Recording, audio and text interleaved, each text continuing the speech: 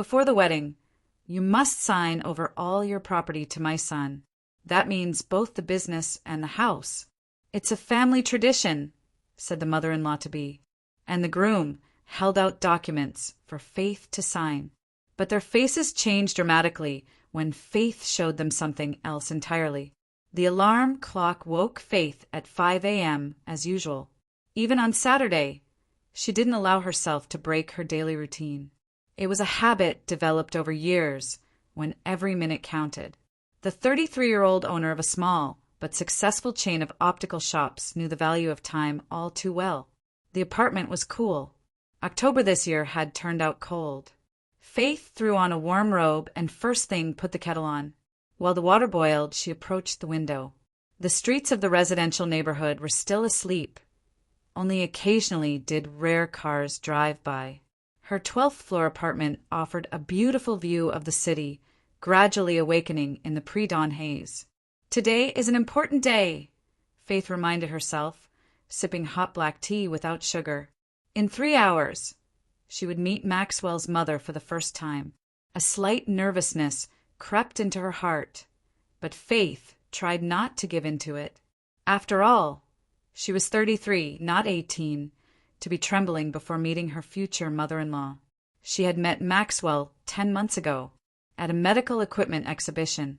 Faith was looking for new lenses and frames for her shops, and he represented a manufacturer of ophthalmological devices. Tall, fit, with an attentive gaze and light gray at his temples, he immediately caught her attention. The feeling was mutual. The day after the exhibition, Maxwell called her, though Faith was sure she hadn't left her number.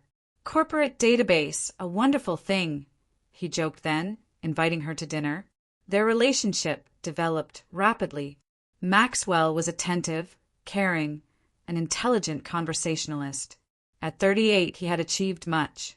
He worked as a regional representative for a large medical company and traveled extensively. "I've never had time for serious relationships," he would say, kissing her hands. "But with you, everything is different. You're the one I've been looking for." Faith was flattered by such attention. After her divorce 5 years ago, she had completely immersed herself in work. She started with a small optical shop, investing all the money from selling the apartment she had jointly owned with her ex-husband. Back then, many people tapped their fingers against their temples. Crisis, competition, wrong timing. But perseverance and hard work did their job. Now she had a chain of 4 shops in different parts of the city and a staff of 20 employees. "You're amazing," Maxwell often repeated. "So strong and at the same time feminine. There are few women like you nowadays." He was never intrusive, didn't demand daily meetings, understanding how much time Faith's business took up. Their relationship was built on mutual respect for each other's space. At least, that's how it seemed to Faith. He proposed 2 months ago in August when they were vacationing on the Black Sea. A rented yacht, sunset, champagne, and a ring with a sapphire. Everything was like in a movie.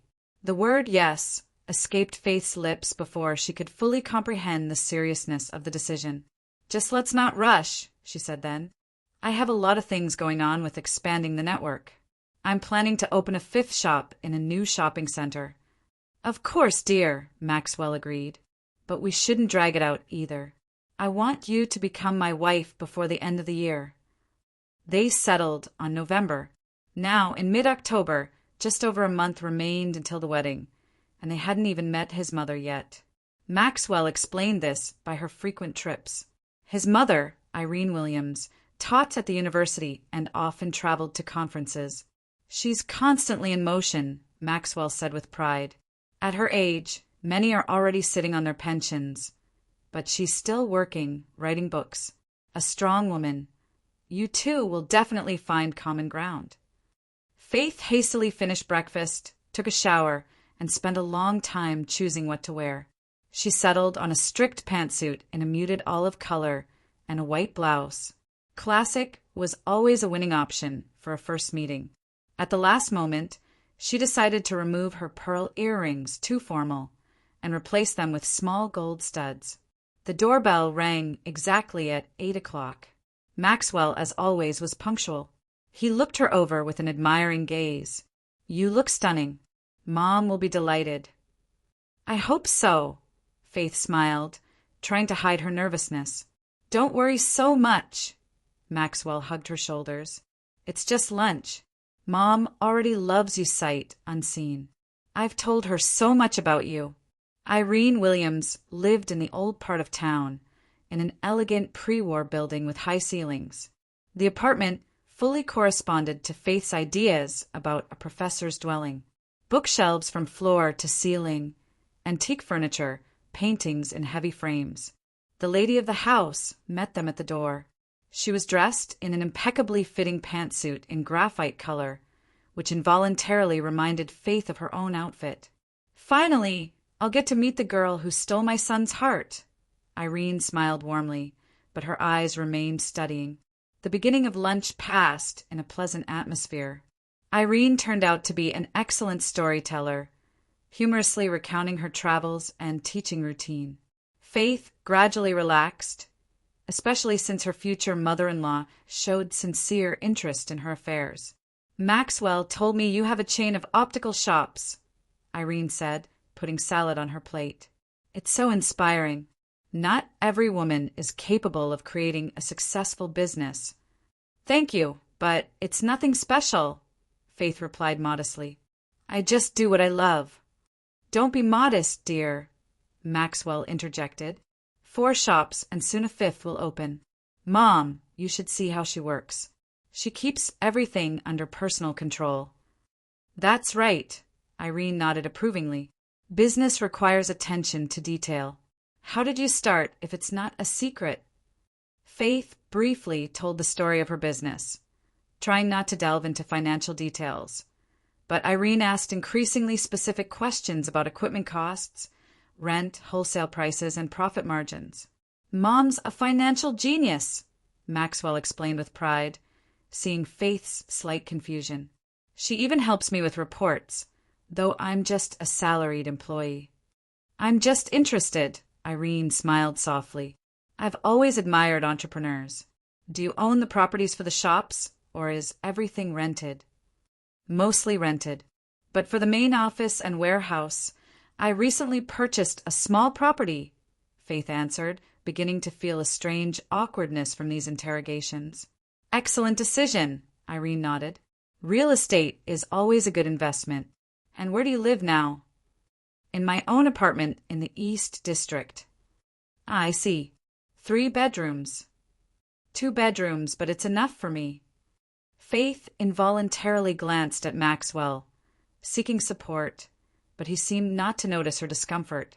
"Of course, for one person it's quite sufficient," Irene agreed. "But now that you and Maxwell are getting married, you'll probably think about expanding your living space."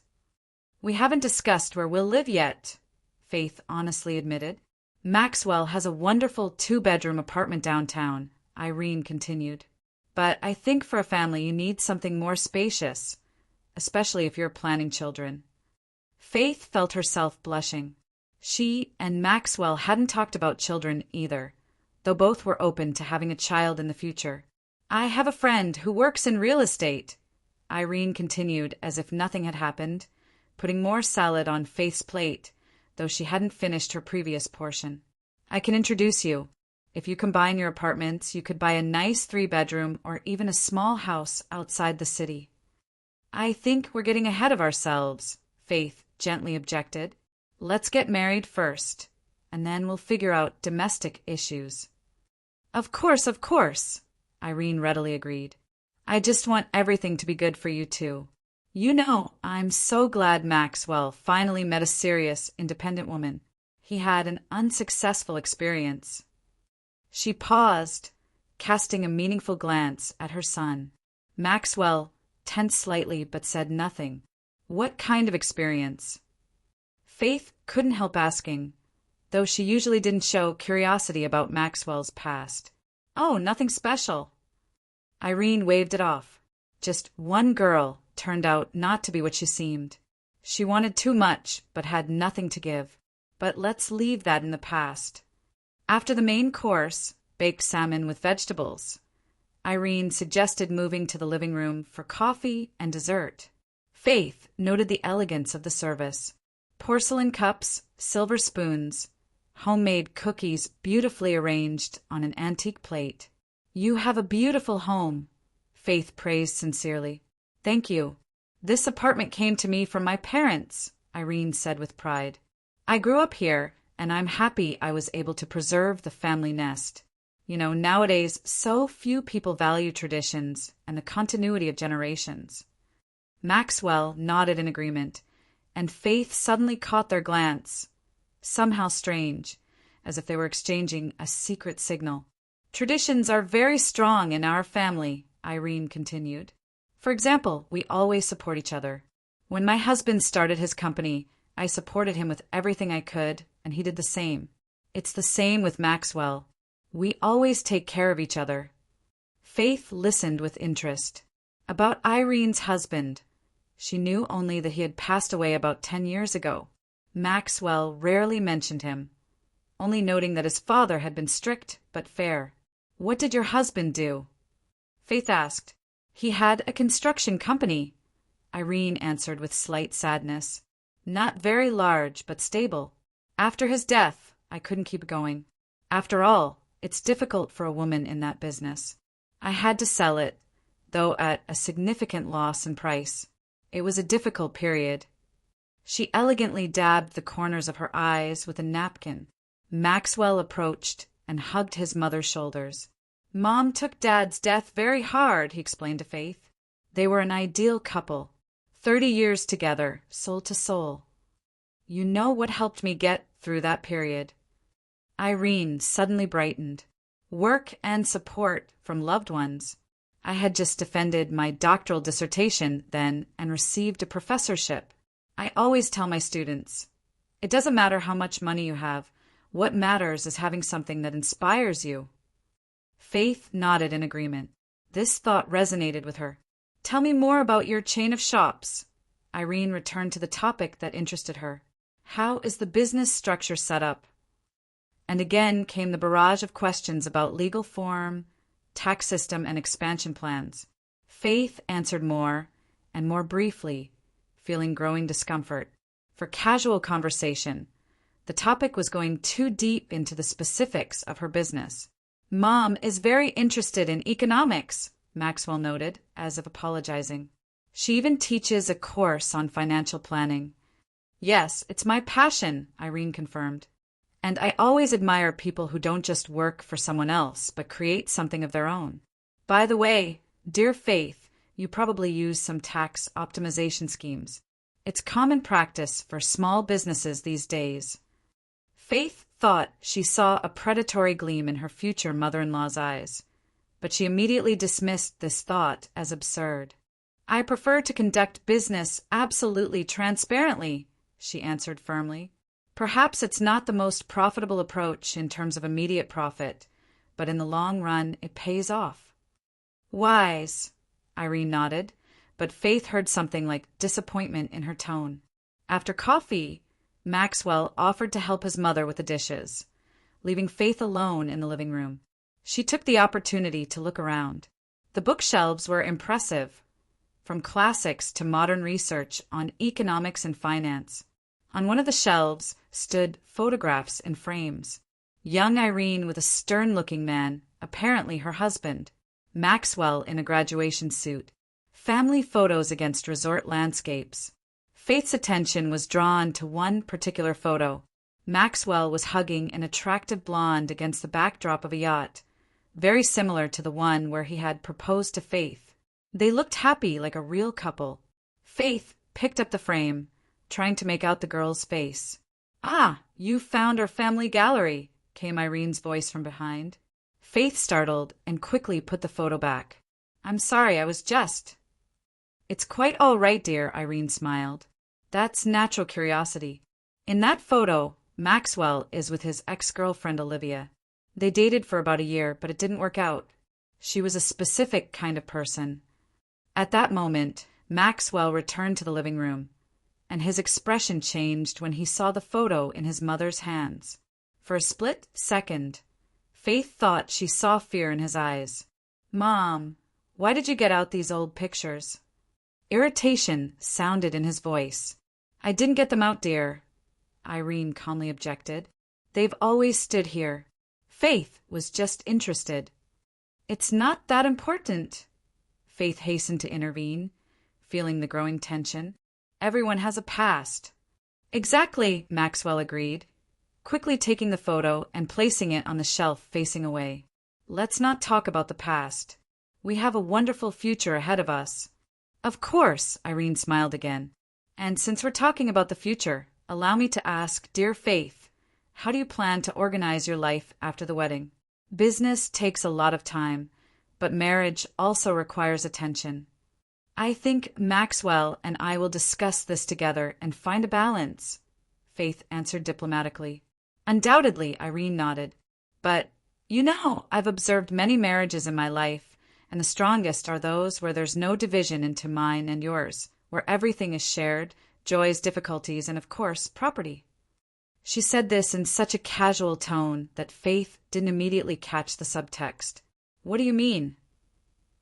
Faith asked cautiously. Only that a real family is a single organism, Irene explained. I, for example, never divided my finances from my husband's. We had a common budget, joint accounts. This creates the right atmosphere of trust. Maybe, Faith answered vaguely, feeling increasingly uncomfortable. But the modern world is different. Many couples prefer to have both a common budget for everyday expenses and personal funds. That's a sign of mistrust, Irene objected, and hard notes sounded in her voice for the first time. If you're not ready to share everything with a person, you should think about whether you should marry him at all. A heavy pause hung in the room. Maxwell, who had been silently listening until then, finally intervened. Mom, you're pushing too hard. Faith and I will have enough time to figure out all these questions after the wedding. Of course, dear. Irene immediately softened. I'm just sharing my experience. I don't want you to repeat others' mistakes. The conversation shifted to more neutral topics, wedding plans, honeymoon, guest lists. But Faith could no longer relax. Something about the atmosphere in this house, in Irene's intonations, and how Maxwell reacted to her words, caused vague anxiety. When it was time to say goodbye, Irene hugged Faith tightly. I'm so glad Maxwell chose such an intelligent, beautiful woman. I hope we'll become a real family. The words sounded sincere, but her eyes remained cold and assessing. On the way back, Faith was unusually quiet. Maxwell tried to joke, asked about her impressions, but received only monosyllabic answers. Is something wrong? He finally asked directly. Didn't you like Mom? No, not at all. She's a very interesting woman, Faith hastened to assure him. I'm just a bit tired from socializing. I'm more used to listening than talking about myself. Mom just wanted to get to know you better, Maxwell smiled. She's like that. If she's interested in something, she'll dig to the bottom. Professional habit. By the way, about professional habits, Faith remembered. Who was that girl in the photo? Olivia, I think. Maxwell visibly tensed, gripping the steering wheel tighter. That was a long time ago and doesn't matter. We dated for about a year, then broke up. Nothing special. Was she also in business? Faith asked carefully. Why do you ask? Maxwell asked instead of answering. Just curious. Your mom said something like, specific person about her. Maxwell was clearly choosing his words. Olivia was a creative type and artist. Mom thought she didn't have solid ground under her feet. Too flighty for a serious relationship. Not like you. Faith nodded, but the internal discomfort didn't go away. Something in this story didn't add up. And the yacht in the photo, is it the same one where you proposed to me? She suddenly asked. Maxwell braked sharply at a traffic light and turned to her. What is this, an interrogation, Faith? What difference does it make whether it's the same one or not? Yes, I rented a similar yacht. It's a beautiful place, romantic atmosphere. What's wrong with that? Nothing, Faith shrugged, surprised by his reaction. I was just clarifying. Maxwell exhaled and softened. I'm sorry, I didn't mean to be rude. I'm just nervous about the wedding. And these questions about the past. My past is in the past. I love you and want to build a future with you. Isn't that what matters? Of course, Faith agreed, deciding to set aside her doubts for now. But at home, alone, she couldn't stop thinking about everything that had happened that day. Irene's strange interrogations about business and property. Maxwell's tension at the sight of the old photo. His reaction to innocent questions. I'm probably being too suspicious, Faith told herself, taking an evening shower. After all, meeting the groom's parents is always stressful, and Irene just showed normal interest in her future daughter-in-law. Perhaps her questions seemed tactless, but she's a professor. She's used to being direct. But sleep still wouldn't come. Faith tossed and turned in bed, going over the details of today's meeting in her head. And the more she thought about it, the stronger her disturbing feeling that behind the perfect facade of this family, something alarming was hidden. A phone call pulled Faith from her restless thoughts past midnight. Maxwell's number lit up on the screen. Not sleeping. His voice sounded soft, with familiar care. No, Faith admitted honestly. Too many impressions from the day. Is everything okay? Wariness appeared in his tone. I know Mom can be intense. I hope she didn't scare you with her questions. Faith hesitated, weighing whether to share her doubts. In normal situations, she was always straightforward in relationships, but now something held her back. No, not at all, she finally answered. It's just unusual to talk about your life with a stranger. You'll become friends yet. Relief sounded in Maxwell's voice. Mom just wants to be sure you're the right woman for me. She always worries about me. That's understandable, Faith agreed, deciding not to go deeper into the topic for now. By the way, you didn't say your ex was an artist. You dated for quite a while. A pause followed, long enough for Faith to understand the question hit a nerve. Almost a year, Maxwell finally answered. But let's not talk about her. It's an unpleasant story I prefer not to remember. Sorry, I didn't mean to open old wounds, Faith said gently. It's all right, his voice became warm again. The main thing is that now I have you. See you tomorrow. Tomorrow is Sunday. I was planning to work at the main office, Faith reminded him. I have a meeting with Len's suppliers from Germany. On Sunday. Disappointment sounded in his voice. I thought we could spend the day together. Maybe postpone the meeting. They're flying in specially for one day, Faith explained. These are important suppliers, and if we agree, I'll be able to significantly reduce wholesale prices for the new shops. All right, Maxwell gave in. But Faith heard for the first time not just disappointment in his voice, but a note of irritation. But you'll be free in the evening. Of course, Faith hurried to assure him. Let's have dinner together. Excellent, his voice warmed again. Good night, love. Good night, Faith answered and hung up. A strange feeling didn't leave her. Never before had Maxwell shown displeasure with her work schedule. On the contrary, he always emphasized how much he admired her business acumen and determination. What had changed? The Sunday meeting with German suppliers went successfully. Faith managed to negotiate excellent terms for supplying the newest lenses at reduced prices, which promised to make her shops even more competitive. After the negotiations, she stopped by the recently purchased property for the central office to check on the renovation progress. The foreman was showing her changes in the layout when the phone rang again. Maxwell, hi. Are you free? He asked without preamble. Almost, Faith answered, looking at her watch. It was about 4 p.m. I'm at the construction site now, checking on the renovation. I'll be home in an hour. Which construction site? Genuine interest appeared in his voice. At the new office, near the Jubilee Shopping Center. Remember, I told you I bought property here. Oh, yes, of course, Maxwell said. And how's the renovation going? Well, The main work is almost done. Just need to finish the electrical and cosmetic touches. Could you send me the address? Maxwell unexpectedly asked. I'd drive over to pick you up, and we could go straight to the restaurant. I booked a table at Bellini for 7. Faith noted with surprise that Maxwell was showing such interest in her business for the first time. Of course, she agreed, sending him a message with the address. 40 minutes later, Maxwell was already there. Faith was just finishing discussing the work plan for the next week with the foreman. Impressive, Maxwell said, surveying the spacious premises.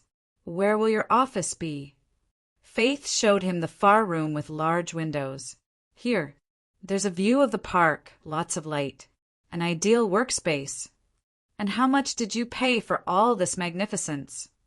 Maxwell asked casually. Faith looked at him in surprise. About 16 million. Half my savings, half a 5-year loan. Impressive, Maxwell whistled. And you're not afraid to take on such obligations? No, Faith shrugged. The business is stable, the loan is reasonable. In 5 years, the office will fully pay for itself and bring pure profit. Smart, Maxwell nodded approvingly. You're an amazing woman, Faith. He hugged her, and for a moment, everything felt like before. Warm, cozy, reliable. But somewhere deep inside, doubt continued to gnaw at Faith. At the restaurant, Maxwell was especially attentive and caring. He asked about the negotiations that had taken place, was interested in expansion plans, shared his ideas for optimizing business processes. Faith gradually relaxed, convincing herself that her suspicions were groundless. By the way, Maxwell remarked, as if in passing when they brought dessert, Mom suggested an excellent idea for our wedding. She says she can organize the ceremony at a country club belonging to her colleague. Private grounds, magnificent view of the lake, and most importantly, no strangers. Sounds nice, Faith responded cautiously. And how much will it cost? Oh, don't worry about money, Maxwell smiled. Mom will arrange everything at a discount. What's much more important is that we can invite only our closest people. Say, 20 to 30 people, no more. Faith frowned. But I have many more people I'd like to see at the wedding. My employees, business partners, friends. Dear, Maxwell took her hand. A wedding is an intimate event for the closest people. Why do we need a crowd of barely familiar people? But these aren't barely familiar people, Faith objected. These are people important to me, whom I've worked alongside for many years. All right. Maxwell raised his hands conciliatorily. Let's find a compromise. Maybe 50 people. And still, it seems to me your business partners won't be very interested in our family celebration. Faith said nothing, but inside she felt alarm again. Before, they hadn't discussed the number of guests, and she had assumed it was self-evident that she would invite everyone she wanted. The rest of the evening passed discussing details of the upcoming wedding. The more they talked, the clearer it became that Maxwell and his mother already had a clear idea of how everything should be organized, from the venue to the guest list. Faith was only asked about the color of tablecloths and menu preferences. When Maxwell brought her home and suggested staying the night, Faith gently declined, citing fatigue. He didn't insist, but a flash of something like annoyance crossed his face. The next morning, arriving at the office, Faith unexpectedly met her old friend Natalie in the lobby, a lawyer specializing in corporate law. You're early today, Faith said in surprise. We agreed to meet for lunch. I decided to stop by before the workday, Natalie shrugged. I wanted to talk without rushing. In the office, Faith made coffee and laid folders with documents on the table. Here, please look at the lease agreement for the new shop and the contracts with German suppliers. Natalie quickly looked through the papers and set them aside. Everything's fine with these. Standard wording. But I came to talk about something else. She hesitated as if choosing her words. Faith, how long have you known your fiancé? Faith blinked in surprise. About 10 months. Why? And what do you know about his past, about his family? Natalie, what are these questions about? Faith began to feel irritated. If you want to say something, say it directly. Natalie sighed. Last night, I was at a mutual friend's birthday party, Marina Cooper. Remember her? She works at Unity Bank. Vaguely remember, Faith nodded. We met at your wedding, I think. That's not important. The point is, I mentioned your upcoming wedding and named your fiancé. And Marina reacted very strangely. She asked if it was Maxwell Williams who works for a medical company. Faith tensed. Yes, that's him. So what? Marina said that about 2 years ago, they had an unpleasant incident at the bank. One of their clients, the owner of a small cosmetic store chain, almost lost her entire business when her fiancé, one Maxwell Williams, tried to transfer all the assets to his name just days before the wedding. The woman came to her senses in time and broke off the relationship, but the scandal was loud. Faith felt herself going cold inside. It could have been someone with the same name. There are many people named Williams. Of course, Natalie agreed. I just thought you should know. Marina gave me that woman's phone number, Olivia Sanders. She lives in another city now, but Marina still communicates with her occasionally. At the mention of the name Olivia, Faith's heart contracted painfully. That same Olivia from the photo, an artist, as Maxwell had said, or owner of cosmetic stores. Leave me her contact information, please, Faith said in a firm voice. Are you sure? Her friend looked at her intently. I don't want you to think I'm trying to ruin your relationship. Maybe it really is a coincidence. I just want to be sure, Faith replied. If it's a different person, I'll forget about this conversation. Natalie took a note with a phone number from her purse. Here, and promise me that if something is confirmed, you'll approach the situation with a cool head. Don't make hasty conclusions. I promise, Faith nodded. All day, she couldn't concentrate on work. The phone number written on a scrap of paper seemed to burn a hole in her jacket pocket. Several times she took out her phone, about to call, but at the last moment put off taking this step. In the evening, when she returned home, Faith finally decided, better to know the truth, whatever it might be, than to live in ignorance. With trembling fingers, she dialed the number. After 3 rings, a woman's voice answered, Hello. Faith tried to speak calmly. Hello. Is this Olivia Sanders? Yes. Who's asking? My name is Faith Winters. We don't know each other, but our mutual friend Marina Cooper gave me your number. She said you could tell me about Maxwell Williams. A heavy pause hung on the other end of the line. Why do you need this? Olivia finally asked, and in her voice, Faith heard wariness and possibly fear. Faith took a deep breath. I'm his fiancée. We're supposed to get married in a month. Again a pause, even longer. Then Olivia quietly said, Don't do it. Faith's heart skipped a beat. What exactly happened between you? That's very personal. Olivia's voice trembled. But you need to know. Maxwell, he's not who he pretends to be. He and his mother, they're like a team of hunters. They find women with their own businesses. Maxwell charms them, and then they take everything. How do they take everything? Faith asked quietly, though internally she already knew the answer. Right before the wedding, they'll insist you sign over your property and business to him or to a family trust. They'll say it's a family tradition, a guarantee of trust. If you refuse, the pressure will start. They're masters of manipulation. Faith sank into a chair, feeling weakness in her legs. But why? Maxwell earns well himself. A bitter laugh sounded through the phone. That's what you think. In reality, he has huge debts. Plus, he gambles, loses large sums. His mother bails him out, but each time it infuriates her more and more. They found a way to solve these problems. And you had a business? Faith asked cautiously. A chain of natural cosmetic stores, Olivia answered. For locations in shopping centers. Nothing major, but it was enough for me. I built it all from scratch. Maxwell told me you were an artist, Faith blurted out. Another laugh, more bitter this time. I painted in my free time. It was my hobby. Funny that he twisted even that. How did you figure out what was happening?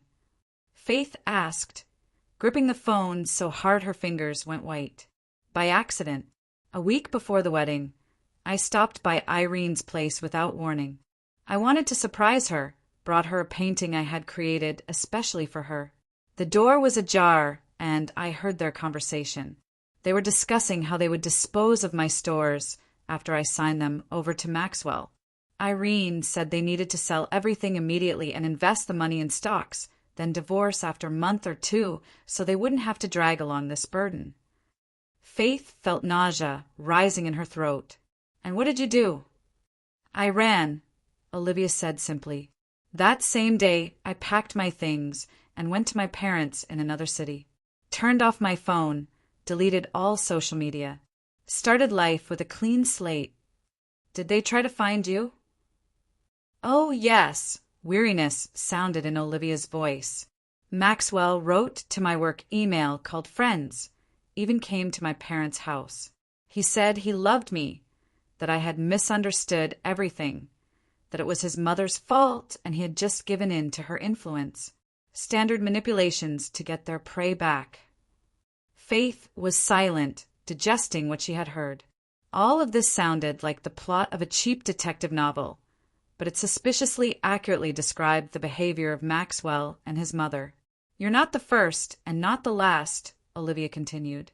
Recently Marina told me they did the same thing with some confectioner woman, but she turned out to be smarter than me. She checked Maxwell out in advance through contacts in the police. Turns out there was already a complaint filed against him by one of his former fiancés, but the case was dropped. Not enough evidence. Thank you for your honesty, Faith finally said. I need to think this all through. Be careful, Olivia warned. They're dangerous, not with their fists, but with how they can get into your head. Maxwell can be very convincing. After the conversation, Faith sat motionless for a long time, staring at one point. Then she resolutely stood and got out her laptop. The next few hours she spent on the internet, looking for any information about Maxwell Williams and his mother. The search results were meager, but she did manage to find something. In a local newspaper from 2 years ago, there was a brief mention of a conflict between one Maxwell Williams and Elena Vickers, owner of a confectionery studio. There were no details, only a brief note that the businesswoman was accusing her former fiancé of attempted fraud. On a professional entrepreneurs forum, Faith found an old thread where they discussed the story of a woman who had lost her business due to a marriage scam. Names weren't mentioned, but the details suspiciously resembled Olivia's story. By midnight, Faith had collected enough circumstantial confirmation not to dismiss Olivia's words as the fabrication of a scorned ex-lover. But there was still no direct evidence. Could she break off the engagement based on assumptions and rumors? In the morning, she was awakened by a call from Maxwell. Good morning, love. Did you sleep well? More or less. Faith tried to make her voice sound normal. I have excellent news, Maxwell said enthusiastically. Mom arranged about the country club for the wedding. We can look at it this evening. And she also found an excellent lawyer who will help us with a prenuptial agreement. Faith went cold. Prenuptial agreement? We didn't discuss any agreement. Didn't we? Surprise sounded in Maxwell's voice. I thought we talked about it. In any case, it's standard practice. Mom thinks it will be useful for both of us. And what should be in this agreement? Faith asked as casually as possible. Oh, standard things. Division of property in case of divorce, family assets, all that. Nothing unusual. The lawyer will explain the details better than I can. All right, let's take a look, Faith agreed, deciding this was a good chance to understand the true intentions of Maxwell and his mother. Excellent. Then I'll pick you up at 6. And by the way, could you bring the latest financial reports for your shops? The lawyer will need the full picture to draw up the agreement. This seemingly innocent question finally alerted Faith. Why would a lawyer need internal financial reports of her company for a prenuptial agreement? Of course, she nevertheless answered. See you this evening. All day Faith was on edge. She couldn't concentrate on work, constantly returning in thought to the conversation with Olivia and the upcoming meeting with the lawyer. Around 5 p.m., a call came from an unfamiliar number. Hello. Faith answered warily. Hello, Faith. The woman's voice sounded agitated. My name is Elena Vickers. Olivia Sanders gave me your number. Faith straightened in her chair. That very Elena Vickers, owner of the confectionery. Yes, her interlocutor confirmed. Olivia said you're planning to marry Maxwell Williams. Is that true? For now, yes, Faith answered cautiously. But after talking with Olivia, I have serious doubts. Believe her. Sincerity sounded in Elena's voice. Everything she told you is true. Maxwell and his mother did the same thing to me 3 years ago. I almost lost everything I had built over the years. You filed a police report? Faith asked, remembering the mention of this in the conversation with Olivia. Yes, but without result, Elena answered bitterly. I had no proof, just words against words. Maxwell denied everything, said I had misunderstood everything, that I myself wanted to sign the business over to him for tax benefits, and then changed my mind and decided to slander him. And what happened? The case was closed for lack of evidence, but I didn't give up. I started gathering information about other victims. Found Olivia, then another girl, Christina, but she refused to testify. She was too afraid of ruining her reputation. Faith felt her hands going cold. How many of them were there, do you know? At least 5 over the last 7 years, Elena answered. Maybe more. They're very careful, change their schemes, leave no traces. But the pattern is always the same. Maxwell finds a successful but lonely woman with her own business. He charms her, proposes, and before the wedding, when emotions are at their peak, he and his mother start pressuring her, demanding she sign everything over to him or to a family trust. It sounds like a nightmare, Faith exhaled. That's exactly what it is, Elena agreed. I still wake up in a cold sweat when I dream I signed those documents. They were drawn up perfectly, nothing to fault, if not for an accident. What accident? Faith asked with interest. I accidentally saw a text exchange between Maxwell and his mother on his phone. He had forgotten his phone at home, and I wanted to call him from his number so mine would show up at work, and I saw a message from Irene. As soon as she signs, we immediately move the money out. No point dragging this out with this fool. Faith involuntarily gasped. And you immediately broke off the relationship? No, Elena smiled sadly. I was so in love that at first I decided I was seeing things that I had misunderstood. Tried to convince myself it was about someone else. Only when they started openly pressuring me about the documents did I finally see clearly. After this conversation, Faith made her decision. She wouldn't meet with the lawyer this evening. Faith dialed Maxwell's number, gathering her thoughts and trying to make her voice sound natural. Hi, she said when he answered. I'm afraid today won't work for meeting with the lawyer. I suddenly have problems with a new supplier. Need to urgently review the contract. Seriously. Irritation sounded in Maxwell's voice. Couldn't you assign this to one of your employees? Mom specially arranged with the lawyer for the evening. I'm sorry, but this is too important to delegate, Faith answered firmly. Let's reschedule the meeting for tomorrow. After a short pause, Maxwell sighed. All right, I'll call Mom and warn her. But she won't be happy. The lawyer is a very busy person. He freed up time in his packed schedule for us. Pass along my apologies, Faith said, feeling her resolve growing inside. Tomorrow at 7 at her place? Yes, I'll pick you up, Maxwell agreed, and his voice became warm again. Don't work too late, love. I'll try. Faith answered and ended the call. The whole evening she spent thinking, calling Natalie, connecting again with Olivia, gathering more information about this pair's methods of operation. By midnight, she had matured a plan of action. In the morning, Faith called her lawyer Igor Petrov, whom she had worked with for many years, and asked for an urgent meeting. An hour later, she was already sitting in his office, telling the whole story. "Are you sure you want to continue this relationship?" The lawyer frowned after listening to her. "Even from what you've told me, it's obvious these people are fraudsters. The most reasonable thing would be to break off the engagement immediately." "I want to know for certain," Faith answered firmly. "I want to hear this family tradition with my own ears, see their faces when they realize their plan has failed." Igor shook his head. "It's risky. What if they turn out to be not just fraudsters, but dangerous people?" "I'll be careful," Faith assured him, "and I won't sign any documents, even if they threaten me.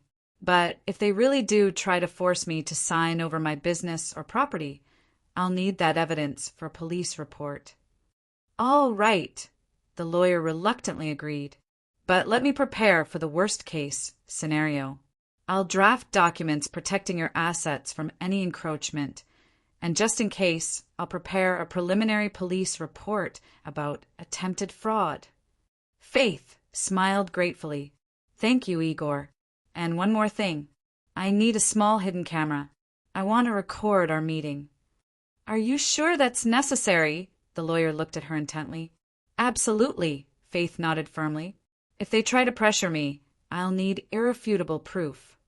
After meeting with the lawyer, Faith stopped by the main office, where she spent the day dealing with current affairs and preparing for the evening meeting. She maintained outward calm, though contradictory emotions raged inside: anger, pain, disappointment, and somewhere deep down, a small hope that all this was a mistake, that the accusations against Maxwell were unfounded. At 6 p.m., she returned home to change. She chose a strict business suit in dark blue, minimal jewelry, understated makeup. Today, she wasn't going to a romantic meeting, but to business negotiations. Before leaving, she checked the operation of the miniature camera attached to her lapel in the form of an elegant brooch. Maxwell picked her up exactly at the appointed time. He was somewhat tense, but tried to hide it behind his usual courtesy. "You look serious," he noted, giving her an appraising look. "It's a business meeting in a sense," Faith replied. "A conversation about a prenuptial agreement is always a business conversation, isn't it?" "Not necessarily," Maxwell smiled, but the smile didn't reach his eyes. "For people in love, it's just a formality." Faith said nothing, pretending to check the contents of her purse. In reality, she needed a few seconds to manage her emotions. Not long ago, she would have believed those words without question. At Irene's apartment, they were already expected. Besides the hostess, there was a man in his 50s with a sharp gaze and an expensive briefcase. Apparently the notorious lawyer. "Allow me to introduce Andrew Logan, notary, and our family lawyer." Irene introduced him. "And this is Faith, Maxwell's future wife." "Very pleased to meet you," the notary nodded, looking at Faith appraisingly. His gaze read professional interest, as if he were evaluating real estate value. "Likewise," Faith answered dryly. They settled in the living room at the same table as during their first meeting. Irene again served coffee in elegant cups, but this time she dispensed with homemade baking. "So," Andrew Logan began, taking a folder of documents from his briefcase, "I've prepared a standard prenuptial agreement that will protect the interests of both parties in case of unforeseen circumstances." He handed Faith several stapled sheets. She quickly looked through them, outwardly remaining calm, though her heart was pounding wildly. The document was legally impeccable, but its content left no doubt about the compiler's intentions. "It says here that all property acquired before marriage becomes jointly owned by the spouses," Faith noted, raising her eyes to the notary. "Wouldn't it be more logical to leave premarital property as personal property of each spouse?" "You see," Irene interjected, leaning slightly forward. In our family, we adhere to traditional values. Marriage is a union of two people, not just spiritually but materially as well. I understand, Faith nodded. But what about protecting interests, which the lawyer mentioned? In case of divorce, one spouse could end up with nothing. That's exactly why we're proposing a second document, Maxwell said softly, exchanging a quick glance with his mother. An additional agreement that regulates the management of our joint assets. The notary pulled another folder from his briefcase and handed it to Faith. This is an agreement to create a family trust. All property of both spouses is transferred to the trust's management, and a disinterested third party is appointed as trustee, who will act in the family's interests. Faith carefully reviewed the document. Irene Williams was listed as the trustee. A disinterested third party? Faith raised an eyebrow in amazement. But Maxwell's mother is listed here. Isn't that a conflict of interest? Irene has many years of experience managing assets, the notary answered imperturbably. And as a mother, she's naturally interested in the well-being of the new family. And yet, Faith persisted. This is non-standard practice. Usually in such cases, they bring in professional managers from a bank or law firm. I am a professional manager, Irene noted with slight irritation. I have a doctorate in economics and many years of experience in financial consulting. Faith pretended to think over what she had heard, then asked carefully, if I understand correctly, according to these documents, I need to transfer all my assets, business, real estate, to this family trust. And who will make decisions about managing the business? After all, it's a specific area. Operational management, of course, will remain with you. Irene smiled, but her eyes remained cold. We're only talking about the legal side of the matter. And if we decide, for example, to sell one of the shops, Faith continued to clarify, who will make the final decision?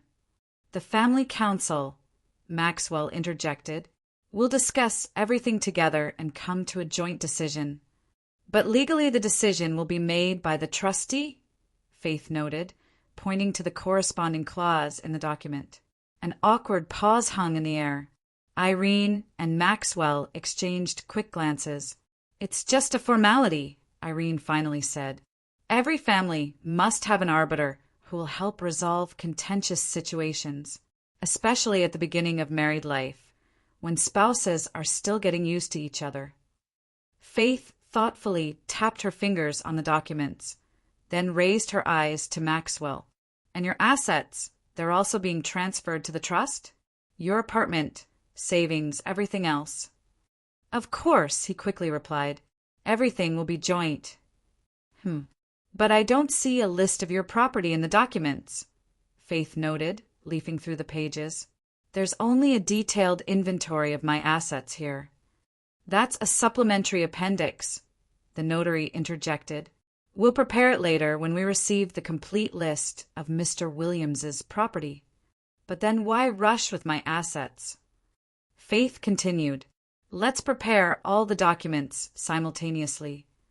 The documents for your business require more thorough preparation, Andrew Logan explained. For now, we need to record the main assets.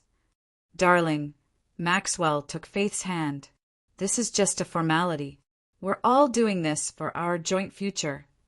Faith gently freed her hand and stood up, approaching the window. She looked at the evening city, gathering her thoughts. The moment of truth was close. She turned and looked directly into Irene's eyes. Tell me straight. You want me to sign over all my property to Maxwell or to your family trust before the wedding? A heavy silence hung in the room. Maxwell tensed. The notary pretended to study some notes in the documents. Irene met Faith's gaze without a shadow of embarrassment. Yes, exactly, she finally said with unexpected directness. Before the wedding, you must sign over all your property to my son. That means both the business and the house. It's a family tradition. Maxwell immediately rose and held out the documents for Faith to sign, as if he had been waiting for this moment. "It really is our family tradition," he added hurriedly. "My grandmother did it this way. My uncle's wife did it this way. It's a sign of trust and devotion." Faith slowly took the documents, pretended to study them carefully. Then she put them on the table and calmly said, "You know, I almost believed in your feelings, Maxwell. Almost believed that you really loved me." "Of course I love you," he exclaimed. "That's exactly why I want us to have everything in common. And how many beloveds have there been before me?" Faith asked quietly. "Olivia Sanders, Elena Vickers, Christina. I don't know her last name, unfortunately." Maxwell's face changed. The mask of the loving fiancé disappeared, giving way to a cold, calculating expression. "I don't understand what you're talking about," he said, but fear flickered in his eyes. "You understand everything, Maxwell." Faith remained calm. "I talked to them, all your former fiancés whom you and your mother tried to deceive." Irene rose sharply. "This is slander. How dare you? Mr. Logan, you're a witness. This woman is insulting our family." "I didn't just talk to them," Faith continued, ignoring her future mother-in-law's indignation. "I made inquiries about your son, about you, about your previous scams. And you know what I found out? That you've been doing this for years. You find lonely, successful women. Maxwell charms them, and then you together coax their businesses and property out of them." "This is some kind of nonsense," Maxwell exclaimed, but his face had paled. "Faith, who fed you such garbage?" "Your previous victims," she answered calmly. "And you know what your mistake was. You didn't consider that business people communicate with each other and that such schemes are hard to hide forever." Faith turned to the notary. "And you, Mr. Logan, do you also participate in these scams, or do you just close your eyes to what's happening?" The notary was visibly nervous, putting documents back in his briefcase. "I only prepare documents in accordance with clients' wishes. It's not my business to delve into their motives." "Of course," Faith nodded, "but I'm sure the police will want to talk to you about your role in these clients' wishes." The faces of Maxwell and Irene changed synchronously when they realized the masks had been torn off. But their expressions changed even more dramatically when Faith showed them something else. She pulled a voice recorder from her purse and played a recording of their previous meeting, where Irene had questioned her in detail about her business. Then she turned it off and calmly pointed to the brooch on her lapel. "And today's meeting is also fully recorded, including your direct demand that I sign over my property to your son." Maxwell lunged toward her, trying to grab the brooch, but Faith nimbly stepped back. "Don't even try. A copy of the recording is already with my lawyer, with instructions to turn it over to the police if anything happens to me." Irene collapsed into an armchair. Her face was distorted by rage and fear. "What do you want?" she hissed through her teeth. "Money." Faith shook her head. "I want you to leave me alone forever and stop hunting other women." "Faith, let's talk." Maxwell switched tactics. His voice became soft, ingratiating again. "This is all a misunderstanding. I really do love you. Maybe we got a little carried away with these documents." "A little carried away?" Faith laughed bitterly. "You tried to strip me of everything I've built over years. You called it a family tradition, a sign of trust. But in reality, it's ordinary fraud. And I, like the other women, could file charges against you. And what will that get you?" Irene interjected, quickly regaining her composure. "Long legal battles, a ruined reputation. Do you think people will like that a respected businesswoman is being dragged through the courts?" "Don't try to intimidate me," Faith answered firmly. "Unlike some people, my reputation is impeccable, and I'm not afraid of publicity." She turned to Maxwell. "You know what's saddest? I really did love you. I believed every word you said. And all this time, you saw me as nothing but a walking wallet." Maxwell tried to object, but Faith stopped him with a gesture. "Don't bother. I'm leaving, and I recommend you both stay away from me. Otherwise, these recordings will end up not only with the police, but on the internet and with all your acquaintances. I think Elena and Olivia will be happy to spread this information through their channels." She headed for the exit, but turned at the door. "Oh, and the wedding is cancelled. You can call your country club and cancel the reservation." Faith left the apartment, feeling a strange lightness. In the elevator, she was shaking slightly from adrenaline, but there was no fear, only relief and bitterness. On the street, she took a deep breath of the cool evening air, pulled out her phone and called a taxi. While she waited for the car, the phone erupted with a call. "Maxwell." Faith declined the call and blocked the number. A minute later, a message came from an unfamiliar number. "You'll regret this. No one dares treat us this way." She saved the message as more evidence and blocked that number too. The following days brought a barrage of calls and messages from different numbers. Maxwell alternated between threats and pleas, promising everything would change. Irene even showed up at Faith's main office, but security, forewarned, didn't let her through. A week later, Faith gathered all the key employees and announced the dissolution of the engagement. She didn't go into details, only said that circumstances had come to light that made this marriage impossible. Colleagues reacted with understanding, some even with obvious relief. It turned out many people hadn't liked Maxwell, but they had kept quiet out of respect for their boss's choice. Natalie, learning the details, was furious. "You need to file charges against them. It's a real gang." "I filed," Faith answered calmly. "Yesterday. Even if the case doesn't go to trial due to lack of evidence, they'll have another mark with the police. Sooner or later, they'll be caught anyway." With each day, it became easier. The pain of betrayal dulled, giving way to gratitude to fate for the timely warning. Faith threw herself into work. The opening of the new shop went successfully. Business flourished. 2 months later, when she had almost forgotten about this story, an email arrived from an unfamiliar sender. The subject line read, "Important information about M. Williams." Faith hesitated, but still opened it. "Hello, Faith. My name is Tatiana Cooper. I work at the bank where Maxwell Williams is a client. I recently learned from mutual acquaintances about what happened between you. I can't name my position due to professional ethics, but I consider it my duty to warn you. They haven't stopped. Williams is looking for a new victim. He's already appearing at business events with some businesswomen. Be careful, they might seek revenge. Check your security. Respectfully, TC." Faith immediately contacted a security company and strengthened security measures at the office and at home. She also forwarded the letter to her lawyer and to the police as an addition to the already filed report.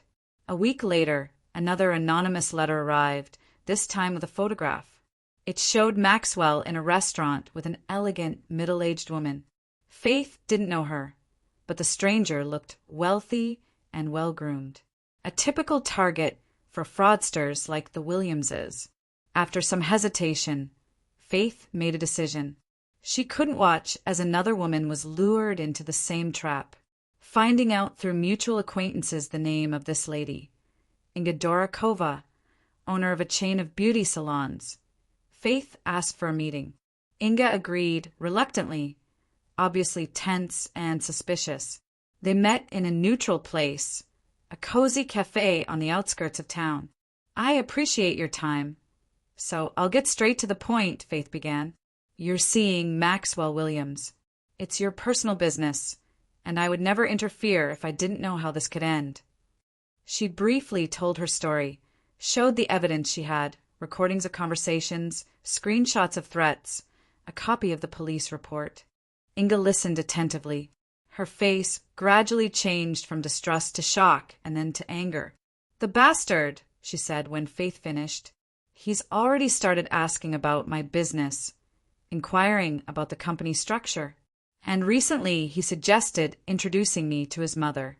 Said she's an economics professor who could give valuable advice. Classic scheme, Faith nodded.